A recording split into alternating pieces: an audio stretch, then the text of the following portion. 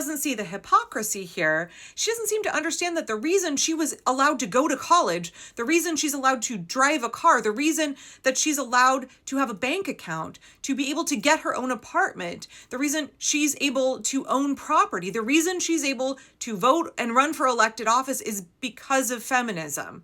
It's because of all of the labor, the sacrifice, the lives of women who were willing to fight for the rights she now takes for granted, and many of the rights she is seeking to deny other women in this country.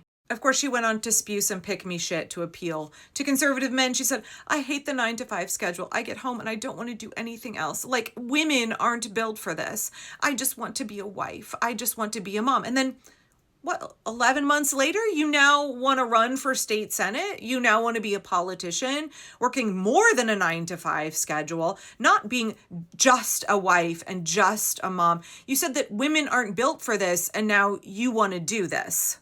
I say this as somebody who decided to give up grad school, set aside other plans, and decided that I was going to be primarily a homemaker and homeschool mother for my children.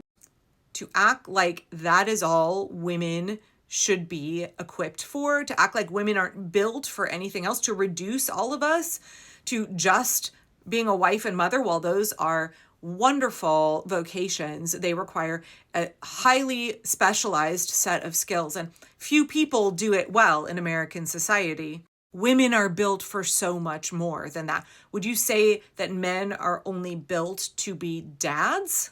Again, it was just the most blatantly transparent comment, pandering to not only conservative men, but also the kind of Mormon mommy blogger ballerina farm fans that she was hoping would, be a significant component of her supporters. But now, what's she telling them now that she's running for office? Are they all suddenly going to vote for her? Do they not remember what she said a year ago? But as if that wasn't enough anti-feminist, misogynistic, pick-me shit coming from Miley Biggs earlier. Wait till you hear what else she said.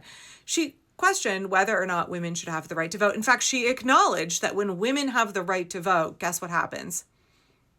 Republican men don't get elected. She said, have you seen ones where it's like if women were the only ones to vote, what it would look like? And it's literally 80% blue, she said with a laugh. It's like, whoa, repeal the 19th Amendment. Sweetheart, you just said with your whole chest that you enthusiastically support your own oppression. You just said you are anxious to suppress the voices of other women because you know that if women's voices are heard, our votes are counted, that Republicans can't win. I mean, we know that Republicans can only win through voter suppression.